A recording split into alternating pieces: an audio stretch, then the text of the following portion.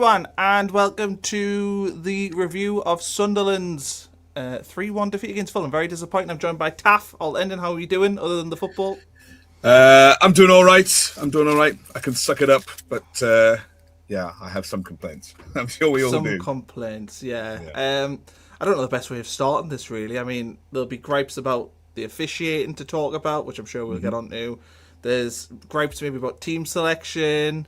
To be honest, I don't know. I sort of left it thinking that it all boiled down to one moment. I feel like if Mundell scores that chance after 50 minutes, we're talking about a very different game. We go 1-0 up, it'll be very different. We then concede almost straight away after. And while I can have whinges about refereeing and officiating and all that stuff, I feel like we were our own biggest enemy missing that chance. I don't know if you feel the same way. Yes, I think there were opportunities, lots of opportunities today where the game could have been really very different. And look, I get it. I understand that Mundell has had a lot of chances. I feel like today was another chance for him to step up, and I feel it's another chance that has passed him by. He just doesn't seem to be able to put it together. And I know it's perhaps unfair to say it all comes down to that shot, but he did have another open shot earlier in the game, which he also failed to hit the target with. And I think you've got to hit the target. You've got to make the keeper save. But he wasn't the only one who missed chances today. But I do think I struggle, apart from those chances, I struggle to think about where else he affected the game. And I can't think where he affects the game. I think when he's on the ball, although he has improved lately to keep the ball a bit closer to him and keep possession of it, I think the game slows down. Now, I don't think Tarby had a great full debut either, but if you compare Mundell to Tarby has some, Jocelyn had some moments in attack where he looks like he can beat a man. I think he's some experience off the game. I think, the pace surprised him. I think defensively and positionally he was a bit exposed. But I thought he offered more in potential and excitement than Mundell does. And I really can't see Mundell's time here going very much further.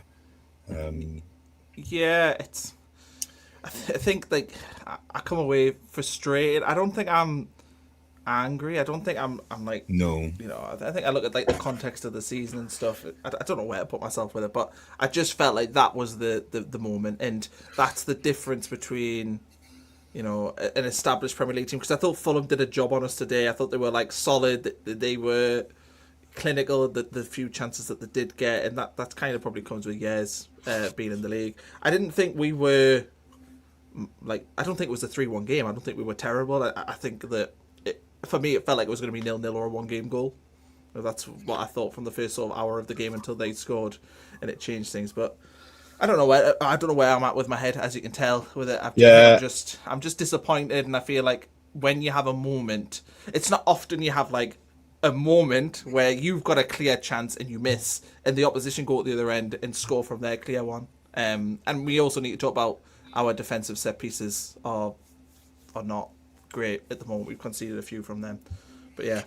Well, let's try and go through the game then. I think first half we were exceedingly poor. I thought we gave away so many passes, so much ball. I think we looked really lackadaisical, like we weren't up for it. Yeah, I describe us as looking flat. That's what I think we played like. I wouldn't necessarily go as far as Peter here, but I get that annoyance. Although, like you, I'm not angry. Part of me feels like it's one of those days. You just got to suck it up. I don't think we're bad. That if you look at the day generally, without talking about team selection and stuff, but like we had 3 substitution injuries in the game, which meant that we were forced to use substitutions. It meant we only had 1 substitution that we could actually use to affect the game.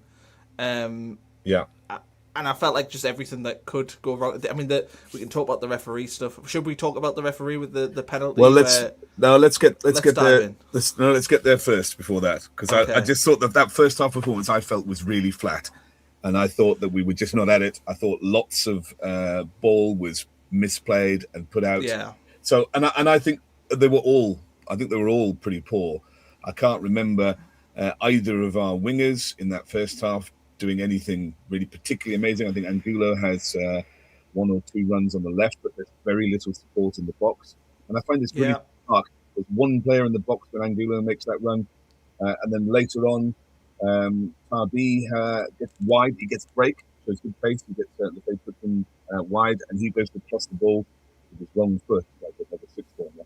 He goes to cross it with his left foot from the right wing. And actually, again, there's only one player in the box. There's three other players who were sat on the 16-yard line, the 18-yard line. So I find it really strange why we didn't do that. And then second half, when we're chasing the game after our three substitutions from Zaka and we are flooding the box with players for a cross. And I don't understand why they're so reserved and why we don't get people in the box so early on. So that first half performance, giving the ball away, and then in the very few chances we have in attack, we're so passive about it. We're really not trying to take those chances in the way we do in the second half, and when we're chasing the game. And the other thing I have a problem with is I just feel like Robbie got no ball, and now it's a different question to say whether he was good enough today. We'll come to that in a minute. But I thought he got no ball to work with in the first half, and that just shows the lack of creativity in the giving the ball away behind him in the midfield. I can't think of a particularly solid driving run that Diarra does first half. I thought he was poor as well. It sounds like you're a little bit underwater with your microphone. I don't know if that's just me, but maybe yeah. There we are. Move closer. A bit closer. Yeah, there we are. So I thought first half we were poor and we missed chances and we didn't flood the box. And what do you make of Tabi's debut? Okay. I mean, this maybe has to be that horse picture again. I thought on the ball looked all right. As long as he was attacking, on the ball looked all right. But he looks to me like a technically good footballer with no football brain. That's probably how I'd describe him. I felt like he was... It just looked naive at times when he had the ball, particularly in defensive areas. Not great. Yeah, I think so. I think he's got some way to go to be up to speed with the Premier League. And I thought it was a bit tough on him throwing him in today. Bold, wasn't it? I mean, let's talk about the selection then, because I think we can have some gripes with the team selection, because I was shocked that Xhaka didn't start the game. I know that it said, it's part of his recovery program, but I don't feel like Granit Xhaka's the kind of player, like, if he's on the bench, I feel like he's fit enough to start. Yeah, I think so. I have some sympathy with David Reed's view here about saying that we seem to be fizzling out. And I definitely agree with his comment here about the passive football, particularly in the first half. I think it hinders us somewhat. I don't understand it. I just think if players are fit enough for the bench, they're fit enough to play. And Xhaka's so important that he's got to play. So I don't know why he doesn't start. Because the problem is Siddiqui loses so much of what he's good at, having to be in the Xhaka role if Xhaka's not on the pitch. And when Xhaka came on, Siddiqui was really much better at being up the field and being creative and skillful. And I thought you got to see a different Siddiqui when Xhaka's on and he's released free up the field. I thought Siddiqui actually was one of the few players to come out today with some credit. He played well all game. Let's flag Brett. Thanks for the donation, Brett. We appreciate that. But let's talk about his comment. Forget about the positive narrative I've been saying for weeks. It's not good enough. We dropped off last season after Christmas as well. Libris sussed. Now, there was a couple of things I noticed in this game that I think would go... I wouldn't necessarily say Libris sussed, but I feel like opposition teams know to basically... When we get the ball on the wing, they always 3-on-2 us. So they'll always have 3 men to our 2, the fullback and the winger. And then when it goes to the other side of the pitch, they do the same thing and we don't go through the middle. The first half... I don't know how many times we actually played the ball through the middle of the pitch. And it felt like Fulham just had a simple way of just going, well, we'll go 3-on-2 and they'll have to try and dribble past us. And part of the problem is they know they can have the spare men to do that because we don't flood the box with players. We don't have people in the midfield. Often when our wingers get the ball, particularly in the first half of games, we've got only Brobby in the box. And if that's all you're having to consistently deal with, then you can pile up on the wingers and just take the ball off them.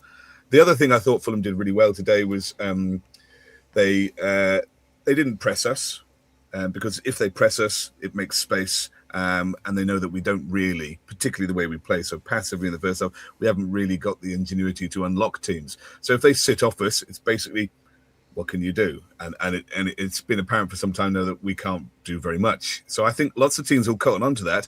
You might want to press and win the ball back. That might be your style. But against Sunderland, you don't have to do that because you will only expose yourself. You're not going to offer anything.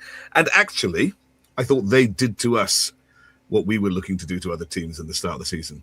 When we pressed high, we were sometimes we were really good at pressing high, but all of their chances, and they had a lot of them, came from going long on the counter. I mean, their third goal comes from that, but they had a mountain of chances first half in exactly the same positions, going long from just inside their own halfway line. And I felt that they were really good at countering us down the flanks. And with Angulo and Tarby and Mundell, I think that our fullbacks didn't really have the kind of protection in front of them that they might need.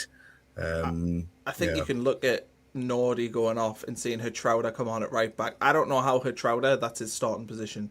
Like, he's a far better central midfielder than what he is a right back. And I thought the difference between having Nordy playing right back and having him playing right back is stark. And then suddenly now we're like almost short of like players. Like, we've obviously had the injuries today. Bobby looks like he's got an injury. We've had who else went off injured today? Angulo, I think, did he go off with a little bit of an injury? We had who was the other player that went off injured? There was another one in the first half. Tarby went off. Yeah. And obviously then you've got Sirkin who's injured. And it just feels like suddenly we've just walked into this injury crisis. And like, while I'm not willing to, I don't think that this performance and this result today should have any excuses. I'm not saying that. And we'll talk about the referee. And again, I don't think, while it's frustrating, I don't think it's an excuse to point at the referee. Sorry, I'm not going to use the referee as an excuse because I think we could have still helped ourselves by taking our big chance in the game to go 1-0 up. But I think that we're looking ahead. The squad suddenly now just has like injury issues. We've not had that all season. Well, there is that. I also blame Scott Anderson for not wearing his lucky polo top. But Scott! God, these people, Tom. What's the point of having a lucky pair of socks? Oh, polo shirts, sorry, if you're not going to wear them. Look, Hertrauda plays right back, international right back for Holland. He doesn't start every game, but he sometimes plays, and he often comes on as a substitute there. So he's a top quality right back. He's going to the World Cup, for goodness sake, as an international right back. So he's competent in that position. I just think Nordy is really much more impressive. Nordy going off meant we didn't have him bombing up the right flank, putting crosses in. If you have him, maybe then and Tarby can come inside and help pressure in the box. But you lose a player pressuring in the box and attack when Mukiele isn't outside him doing that. So that aside, I actually thought, initially I thought like you did, Hertrauda's performance wasn't great, but actually upon reflection, I think he is quite good. But I might be agreeable about him being more of a defensive midfielder than a right back, because it's him who stops the ball going out of play for Ballard to win the penalty. That's Hertrauda who does that. Yeah. It's also Hertrauda who wins the ball in a 50-50 tackle in midfield and plays an absolutely sweet pass through for Mundell. That's Hertrauda who does that. So you look at things like that, and I don't think he was beaten on the turn or on the ground with the ball. You look at things like that, and I have to say, I think today was evidence from him about why he really should be starting ahead of Hume in that kind of position, because I don't think Hume makes that pass through to Mundell. It's a really good pass. So yeah, I thought he was okay at right back, but he is at fault for the first goal, for the Jimenez goal. I've not actually seen that back yet. So yeah, it's a really well worked corner. The Fulham defenders shift players, they move, and they also push players out of the way to make a space for the middle.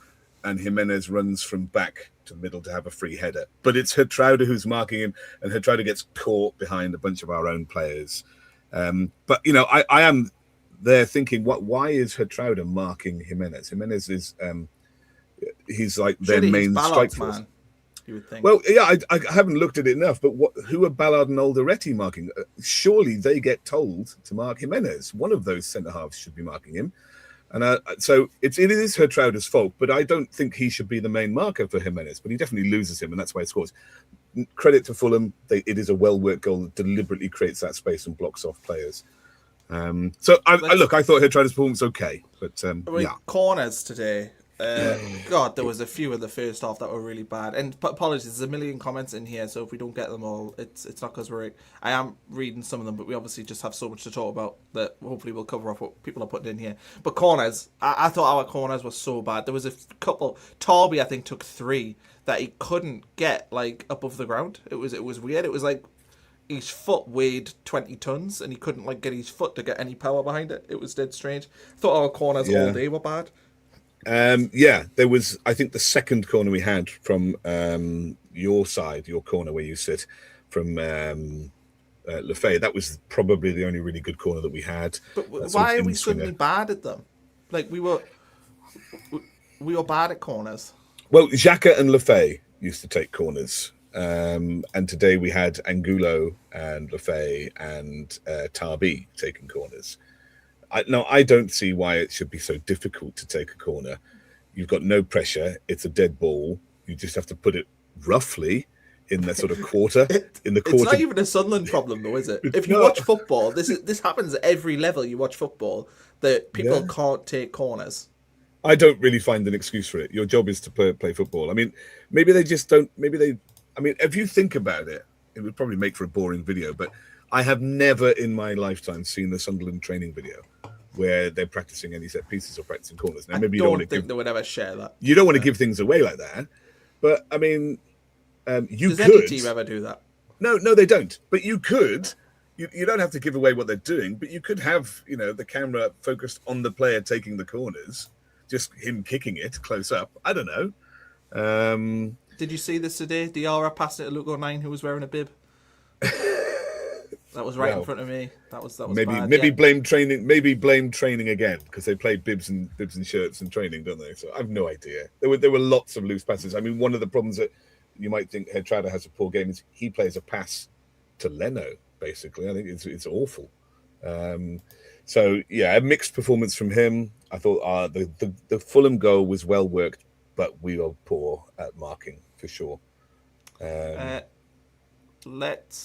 You've starred a couple of comments, so because I thought they would be useful to come back to because I think we'll get onto these points. That's why I starred them. Let's talk about it now since I've put it on the screen. Yeah. And people can get in the chat on this one. Will 36 points be enough? Now, what I would say is if we were to lose 14 games or whatever from now at the end of the season, we've obviously lost 3 in a row now. I mean, that would be a monumental collapse. I mean, I'm still not worried about relegation. I don't think relegation's on the radar. I look at West Ham's fixtures. I look at how bad other teams are at the bottom of the league. I don't think that we're going to go down losing all these games. No. And I think as well what can happen when you're losing games is that in your head, you don't see a way that you're ever going to win a game again and pick up points. I'm doing that. When I'm going back to the car, I'm talking about, I'm not expecting any points from the next 2. We go to Leeds away. Well, that's going to be hard. They're really good at home. And you start doom spiral. Well, I certainly do. I doom spiral and think, well, when are we actually going to pick up points? The reality is we're not a bad team. It's not overnight. We're not suddenly the worst team to ever have played in the Premier League. I mean, even Burnley got a draw at Chelsea yesterday. And Christ, how bad were they when we played them? So, yeah, I'm not in a position where I'm thinking that relegation is a thing. But I think I can see why people are starting to maybe worry. How much is this the actual issue? Oh my God, yes. I mean, that's the issue. If Granit Xhaka plays from now to the end of the season every game, I don't think relegation's going to happen. No. We're not going to lose every game. I don't see it being possible. And have we been good without him? The Burnley game, I suppose, but they were terrible. Yeah, they were just bad. We were on a poor run, though, and but by God, we need him, I think. What did you make of Brobby today? Well, I think it's really hard to judge Brian Brobby when he doesn't see the ball.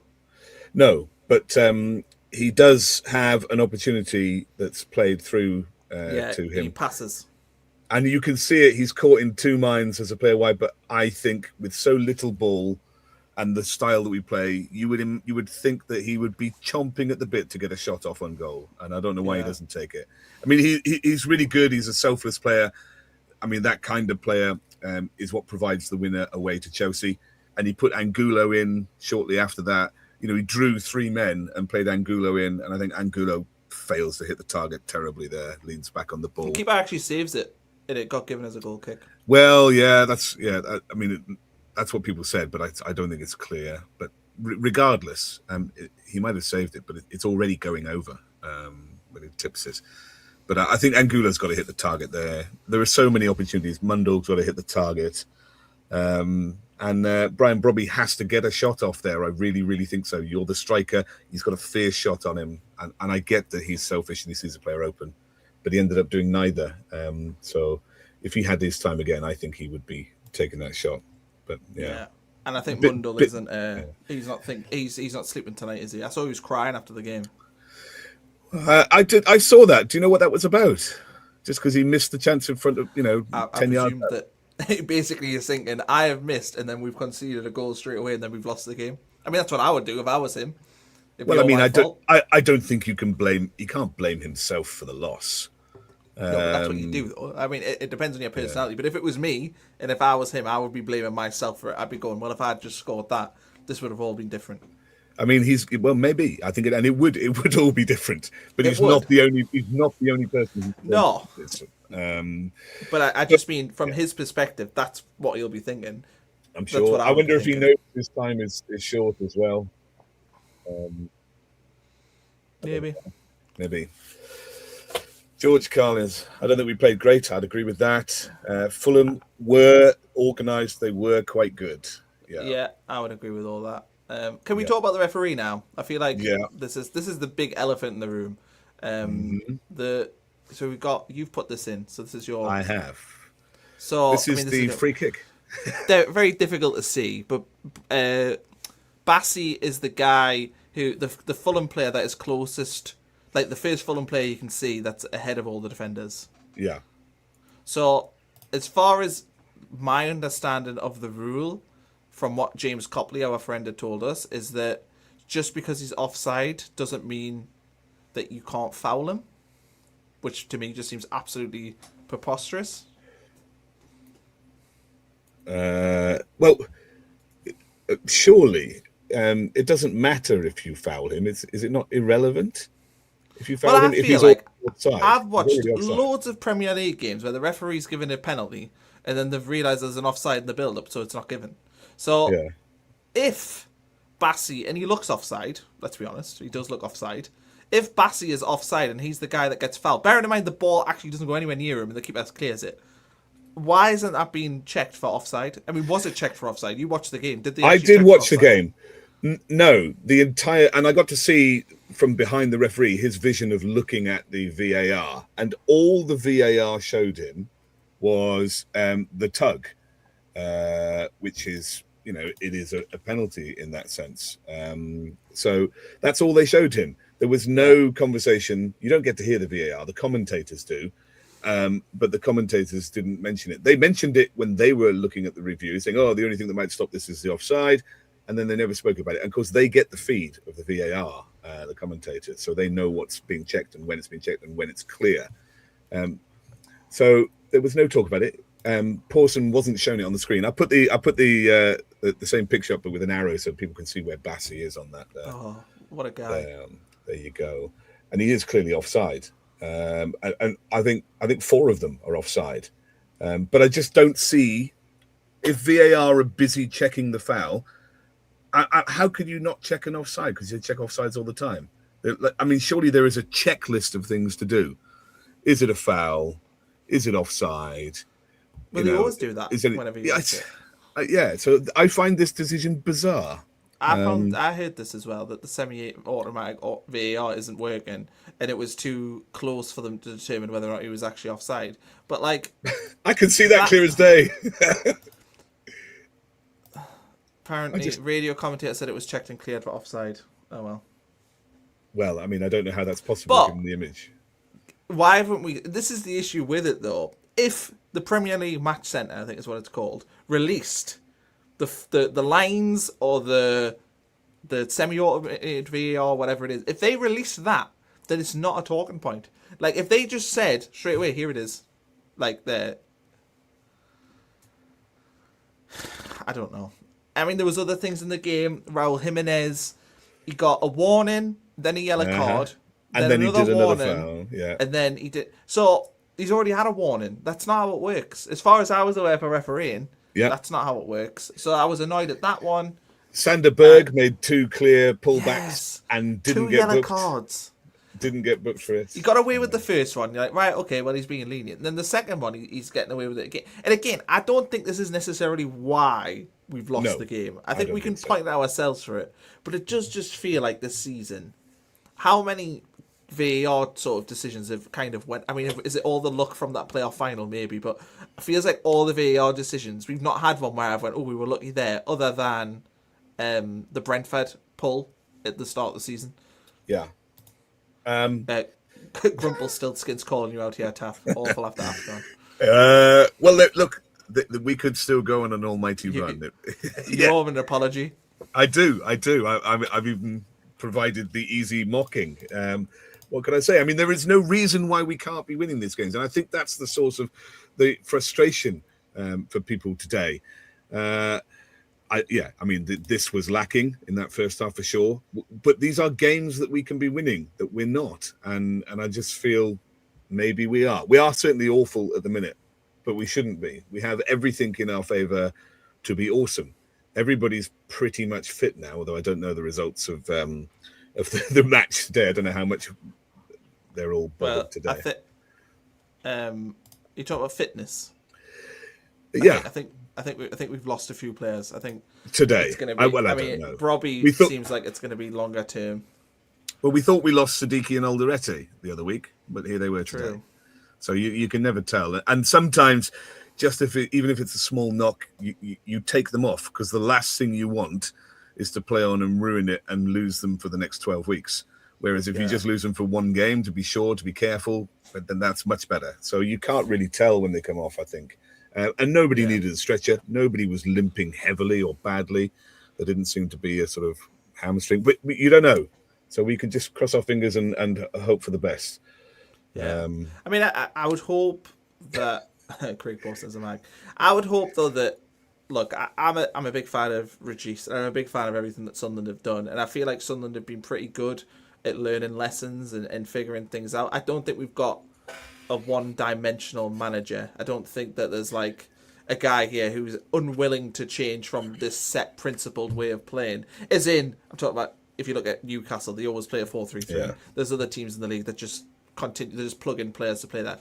I hope that they are analysing this run that we've been on and going, do you know what? Maybe we've lost what we had at the start of the season when we were a bit of a surprise. I mean, the intensity's definitely changed. We are not as intense as we were at the start of the season. I don't think anyone could deny it. Anyone who's watched Sunderland today and then watched us against, say, I don't know, West Ham or Brentford. Yep. Even though you're not intense for the full 90 minutes, we don't have that period. Like West Ham, once we sort of got into the second half of that game, we found intensity. Against Brentford, it was the same thing. We conceded that goal on 70. We went 1-0 down in like 78 minutes, but we found a way towards the end of the game to find it. And like right now, it feels like the players are like knackered or something. But like we haven't played that much football for us to be. We're tired. You don't agree with Steve here? Because part of what you're saying is you're pointing out how passive we are in the first half of all of these games that we've ended up losing and having to chase, and you know what, and there is no doubt that Regis sets us up to be more passive. You only have to look at the number of players who attack the box first half compared to second when we score our goals. Now, I don't think you can play an entire game with the sort of intensity that you're looking for in the second half of West Ham or for that sort of 20-minute period today. I don't think you can do that, but undoubtedly, what you're complaining about is a choice of Regis in the first half of games. But is it choice, or do we lack physicality? I don't know what it is, but I think it's quite clear that the team that we were seeing in the first half of the season was more intense than the team we are seeing today.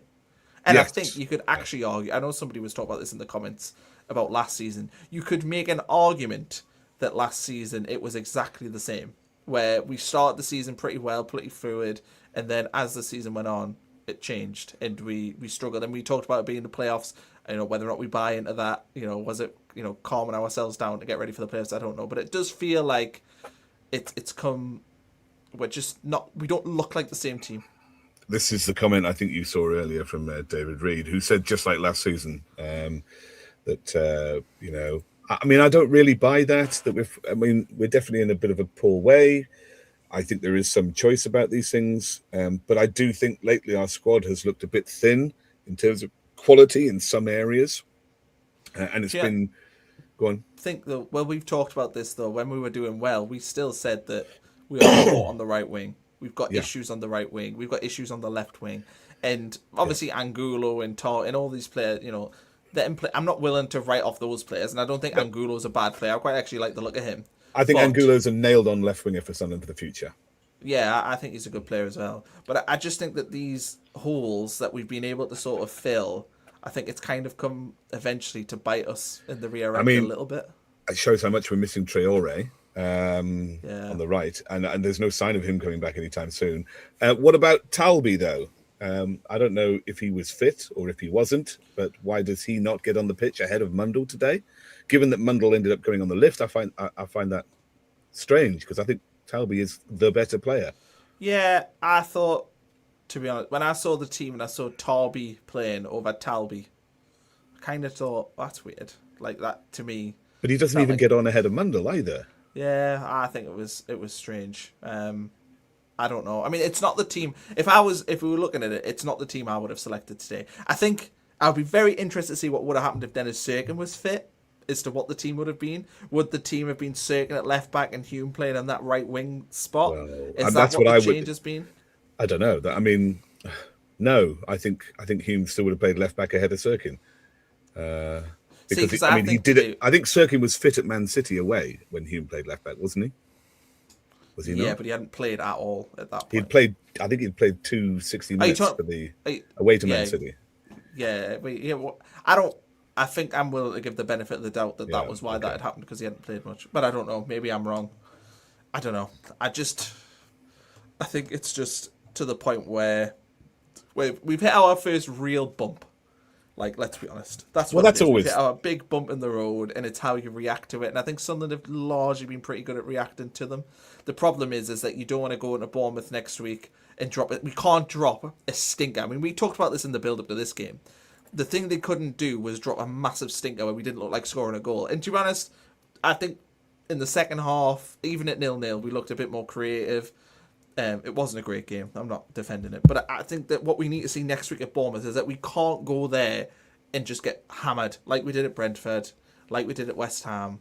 We can't go there and just lose the game 3-1 or 3-0. We need to see them go there and show attack and threat. We need to see them go there and not drop an absolute stinker. Otherwise, it will start to sort of question marks will come up. And look, we've had an amazing season, and that is the thing. We are doing very, very well, and I don't want to lose sight of that. And I see people here talking about, it's not we're not questioning, the management saying things need to change, da da da. But I think it's really difficult as a fan base to watch what we're seeing the last couple of months and not be like, well, we need to see more. We need to see that we can actually go away from home and put in a decent performance and create like at least 2 chances in the game. We're not doing that at the moment, and that's what I think is dragging fan base down and me down and all that sort of stuff because you're just not seeing, you're not seeing a team that looks like scoring. They're not seeing a team on the road that looks like winning. We need to start doing that. So next week at Bournemouth, we have to go there and look decent. Are Not to you? win. I mean, are you Steve 0286? Are you typing these comments at the same time? Because he No, I'm agrees not Steve. entirely. He agrees with No. you entirely, doesn't he? No, I'm not like that. I think we'll still win home games. I think that today, I don't think that game was like there wasn't a massive chasm between the two teams. I think on a different day that game could have finished either way. It probably was a draw. In all honesty, Yeah. I think if you were looking at the fairness of the game, a draw would have been about But right. I'm not like worried. I don't think you know, we don't look like a team that's completely lost its way. I just think we have to see a bit more, particularly on the road. And we need to see something to make us think, right, okay, we have got something. Because right now, particularly away from home, we look bad. I mean, we have spoken about this in previews and reviews that we are quite negative. We've talked about it again about lacking creativity, and that in the first half we're very passive and we're very defensive. And it's only when we seem to have to chase games that we do that. Now, I don't think that you can play an entire game chasing it, but you're right. Start of the season, we were much more aggressive than we are now, and I think we're going to have to be better. Because some of these performances are inexplicable, like the West Ham game and today. Why is it that we're so Why is it that we're so flat in that first half? And why is it that easy passes are going astray? They weren't though like brilliant. Like it's not like in the first half though. At West Ham, we got completely overrun and we were bad and they were good. Like today at half time, I thought 0-0 was probably about right. I don't think we were functional. You know what I mean? Like we weren't brilliant and we didn't look like scoring, but we didn't really look like conceding either. We were okay. I mean, outside of the penalty, we had one shot on target in the entire game.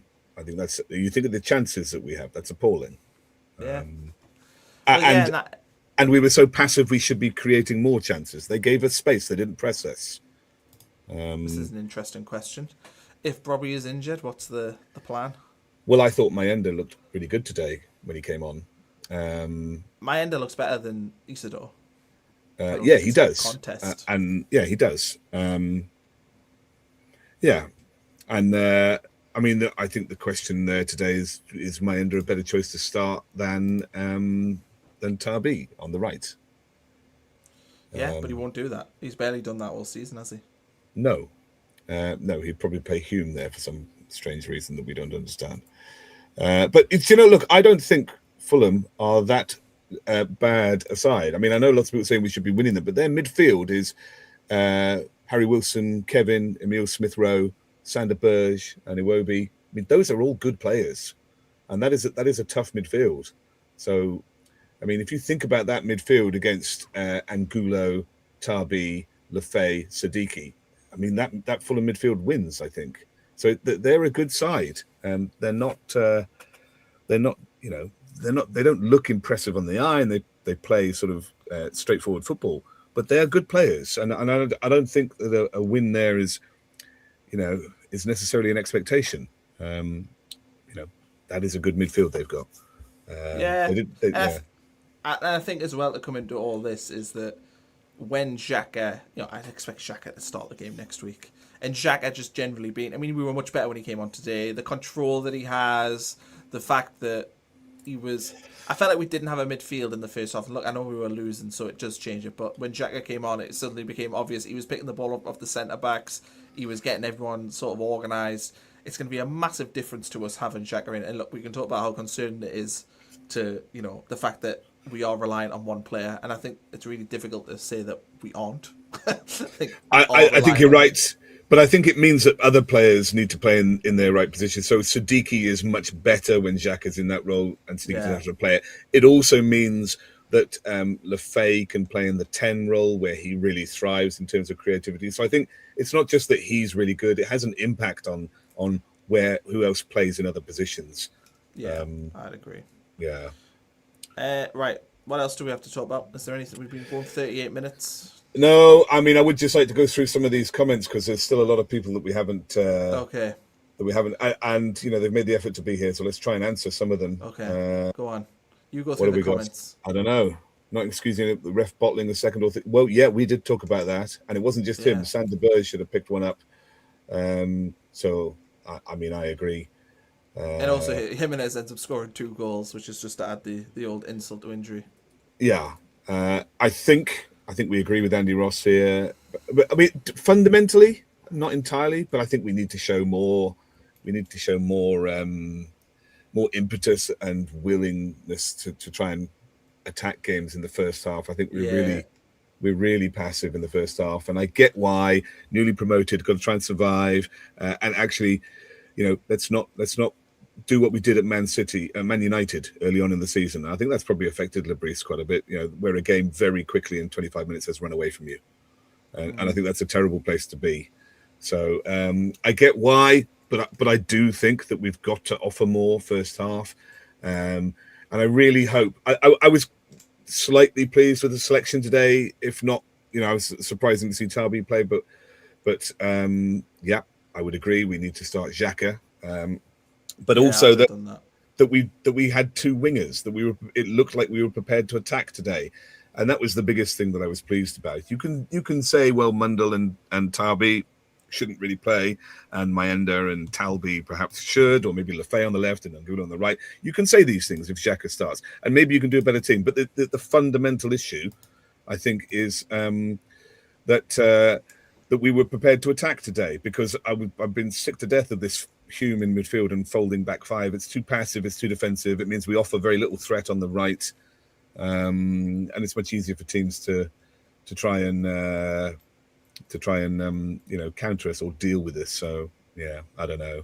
Man run good. I don't know if I would say it was embarrassing. I think it was definitely mediocre. And I also don't agree with you that I think it's a 1-0 game. I think Fulham actually, considerably dominate that game.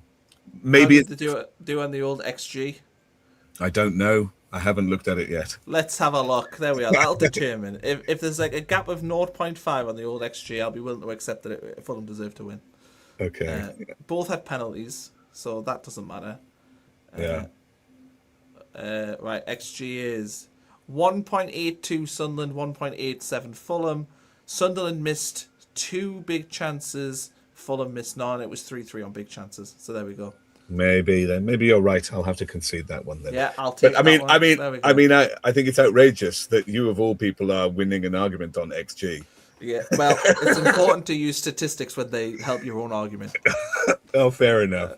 But then, if you were using them, I would just dismiss them and say, "What a load of nonsense!" Well, indeed, yeah. Look, I think this is true. This goes to what a lot of us are saying about being negative or passive, particularly in the first half. Here, I know Hume's coming for a lot of criticism. I actually understand why he's been picked in that position lately. I can see what's happening. I actually thought today he did pretty well. He saved a certain goal in defence. I was going to say, I'm not looking at Trey Hume thinking that he was an issue today. Not today. All right. But no. I get why he's garnered some criticism lately. I did not know that he's that tall. Surely Brian Bromley is not 6'4". He's not. I don't know, mate. I'll have to Google I don't know. He will do. But first half, not finding him. First half, definitely. We just so passive and we don't find him. It must be tough. And then when we do bring on and start attacking and chasing a game, he gets substitute off. He must have felt sick as a pig today. He's 5'11". There you go. He went off injured. Maybe he's 6'4" wide. I don't know. Yeah, he went off injured. Yeah, probably was injured when he went off. Right. Well, I mean, you'd have to start my ender. Robbie did the layoff for the Angulo chance, but he could barely walk as he did it, I think. There you go. Changing Crisis was there before us. I should have just read on. Yeah. Well, it's easy to... We did talk about this. Yep. And Jimenez as well. And somebody else mentioned that. You talked about our corners and set pieces. I mean, it's not something I've noticed, but have we been good at them at all this season? I think we were dangerous at the start of the season from them. I felt like we were dangerous at the start of the season from set pieces because we went through a phase where we were scoring headers. We looked dangerous from, well, I'd say general crosses to the box. We were scoring headers and then it went away. But defensively on set pieces, we're definitely getting far worse at those. Yeah. Well, what's the difference, do you think? What were the set pieces? I would guess, I don't know. I feel like we get a bit of a rough deal in terms of like Ballard is just manhandled in the box. And I don't know if that's maybe he's known for playing it up, but I feel like we don't get things like pulls. I mean, there was a game recently we were talking about, was it Liverpool maybe, where we didn't get one, where we should have had one or could have had one. I think didn't they say afterwards, yes, you should have had a penalty on Bromley or something like that? Was that Liverpool? Yeah, that was from a cross as well. Yeah. I agree with changing crisis here. That first corner just went in the side net. It's terrible. Reminded me. Do you remember when we were 1-2 away at Chelsea and they had a corner, last kick of the game? It was the same way. He just crossed it into the side net. Yeah. It was bad. Good question. This. The thing is, though, is where does our next win come from? Well, right now, as I sit here talking to you after watching Sunderland get beat at home against Fulham, feels like we'll not win another game all season, but that won't be the case. Is it the FA Cup against? And we got Bournemouth, Brighton, Bournemouth and Leeds. Bournemouth, Leeds, and Brighton. Yeah, all games that are winnable. You would think if we played to our best, but in current form, you'd have to think we probably don't win any of them in current form. No, I don't agree with you there. I think we can win these. I mean, games. I think we can, but you said can. I think we can, but on current form, it's hard to see that we will. Yeah, well, I suppose, but that's how it feels though when you're in a run like this. It feels like you can't win games and you struggle. I don't think it's it's as linear. Oh, what's this here? This is an XG comment, all for you, Connor. It's hard to disagree with. It is hard to disagree with. Well, generally the XG table does end up being right, doesn't it? Or close to right. Well, we outperformed first half, and it's now pulling us back in, maybe. But that's just daft, isn't it? XG is not an alive thing. It doesn't influence. It doesn't influence performance. I know that, like, I watch a lot of NHL, and they've got the equivalent there, and it does always. They're like, oh, this team's just doing well on their XG, and generally they do always tail off. So it does happen.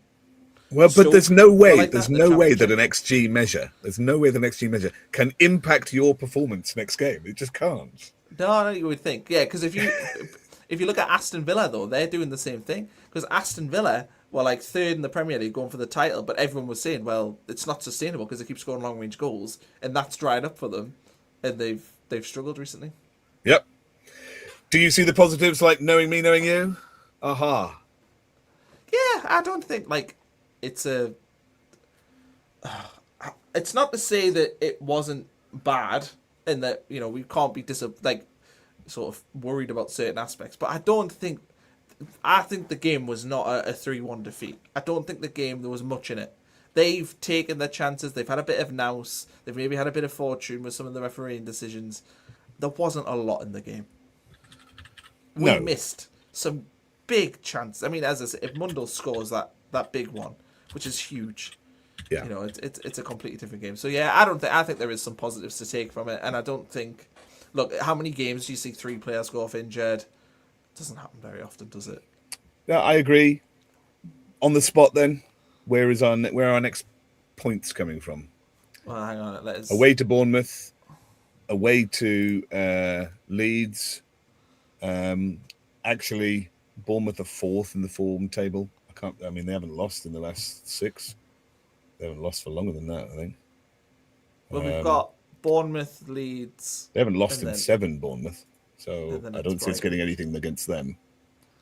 And Leeds have lost once in 6. Surely we pick up at least a draw against one of those next 2 games. Do you think? I have a feeling we might go to Bournemouth and get something. I think we might win at Bournemouth. That's the spirit. Spirit. And then, I don't have to measure you up for the Indiana Jones outfit now, do I? Well, I think you probably do. To be fair, how far are we up? Yeah. We're ways away from Europe. Well, actually, we're only 4 points from Europe, so no. Win at Bournemouth? Well, Bournemouth are 8th, so if we beat Bournemouth, we go ahead of them. So the easiest thing to do is just to win the FA Cup, but yeah. Yeah, so I've still got irons in the fire for this Indiana Jones thing. Yeah, I'm not prepared to measure you up yet. It was going to be my opening question, but I looked at the table and the results are not so bad. It's not impossible. In fact, it's very plausible to go away to Bournemouth and Leeds and come away with 2 wins. That is a capable outcome. Yeah, well, that's what I was saying, though. I think that this is what happens, though. When you lose games... Oh, I have some of what I'm smoking. Have I really been talking this much nonsense? Maybe.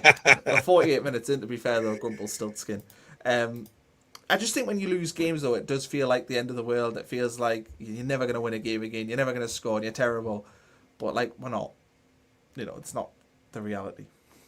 Yeah. We can come back, and maybe everyone just needs to smoke what I'm smoking. Not that I've ever smoked in my life. Well, but I know you smoke. Only when I drink. Only when I drink. Which is with some regularity, unfortunately. Yeah. Right. Are we done? Do we have anything else to talk about? No, I think we will go away for a couple of days and then come back with a tighter, fairer review. Yeah, let's do that. I don't think we'll do propaganda this week. Propaganda is far more difficult when you've lost a game because there is not much to propaganda about. No. Though I was caught in a propaganda, by the way. I don't know if I told you about this. No. Were you in somebody else's propaganda? No, I propagandaed myself. So I have started posting videos on TikTok. Yes. But I hate TikTok. So I post on TikTok and don't look at it. So I'll make the video, post it on TikTok, and then forget about it until I post on TikTok the next time I post on it. Well, I opened TikTok So I posted a video on Wednesday. I opened TikTok on Thursday, and it had like 13,000 views, which for me is a lot on TikTok because I've just restarted it recently. I was like, oh, this isn't good. What's happened? And I posted a video about Newcastle's waiting list for the Sunderland game. Oh yeah, about the fictitious 164,000. Yeah. Please tell me Geordie Josh got hold of it. No, it's worse than that. So I posted this video, and I posted with a very sarcastic, and it was like captioned, Newcastle fans excited to see little old Sunderland. And then in the video I was like, look, the game means nothing to Newcastle, but yet there's 160,000 people waiting, so clearly that's not true. That was the idea of the video. Well, clearly a lot of Sunderland fans just read the caption of the little old Sunderland, didn't know who I was, so didn't know that I was a Sunderland person, and that I was being sarcastic. And I had people being like, you mag bastard, you maggie this, da, da, da. And I was like, well, you're not wearing a Sunderland shirt? No, I'm just recording it. I was like, oh, I've propaganda myself. There's a huge audience out there who now think that you're some mag media personality. Well, apparently. That's brilliant. Maybe we can feature that on the next propaganda. Maybe, show people. Yeah. Who don't have the TikTok. No. Can't actually wear the Indiana Jones outfit regard. I think we should just both wear one. Well, I mean, I want to wear one, but I'm not wearing one unless I lose a bet. Oh, that's fair. Indiana Jones costume. Let's have a look how much they are on Amazon. Costume for large man. No, you're not Lee Reed. I thought he had a good game today. He saved a certain goal at one point. I thought there was one chance where he stuttered on a shot in the box higher up that he could have taken earlier, but he's a defender. That's not his job. I hope he remains a defender and not some kind of hybrid winger midfielder. But I thought he had a good game today. Yes, I would agree with that. Because he played in his proper position-ish. He played on the complete wrong side. Full back. Yeah. I think he did all right today, Trey Hume. Yeah, right. No. Maybe they are. No. Well, I've just said I think we'll win next week. So, what happened to not being able to cope with the hope? Yeah, well, that's exactly it. It's the hope we can't stand. It looks like I'm getting an Indiana Jones costume for about 30 quid. So, there we go. Yeah, and the accessories, the hat and the whip. Yeah, it looks like. And you remember the bet was for a full week of videos. Yeah, that's fine. I'll do the season. You're offering to do the season? No, I'm not. Indiana Bromley. No, I'm not doing the season. I'll do it until it needs washed, and then I'll never wear it again. Yep, fair enough. Right. Okay, let's wrap this one up. We've been on for 52 minutes. We'll be back later in the week. We'll do a proper match review of this, which is more, what would be the word? More, is balanced the way? I don't know. I think it's just a bit tighter. We have a look at the shape and the statistics a bit more than we're able to immediately. It's less raw, and I think we generally come with a more analytical view than this, which is a more emotional review. I agree. Yeah, so we'll be back anyway to do that. What else? We'll obviously have a preview for Bournemouth, which is Saturday at 12:30, early kickoff. Poor Sunderland people. Yeah, and we'll have a little question of the week short, perhaps. Yes, we will. We'll do a question of the week. If people want to suggest one, put it in the comment of this video. Maybe we'll use it. And that'll be that. I'll be with James on Tuesday. We're recording, so we'll. Are you doing a preview with somebody from Bournemouth as well later on? Well, I mean, I'd be trying, but like none of them get back to us. Fulham, the Fulhamish podcast, massive plaudits to them. They're straight away back to us. Yeah, we'll do that. Yeah, we'll come. Bournemouth, I've tried 3 different Bournemouth podcasts, and they've all ghosted us. Okay. Clearly, I'm the littlest fish, though, aren't I? Because I think like everyone does them. The Roker Report do one. What the Folk do one. Wiseman Say do one. But the problem is none of them do it on video, which is why I started doing them, because nobody's putting them on video like this. Well, perhaps they're not as pretty as you and I, and they don't want to appear. That is so true. That is so true. Anyway, thanks everyone for watching. We'll see you soon.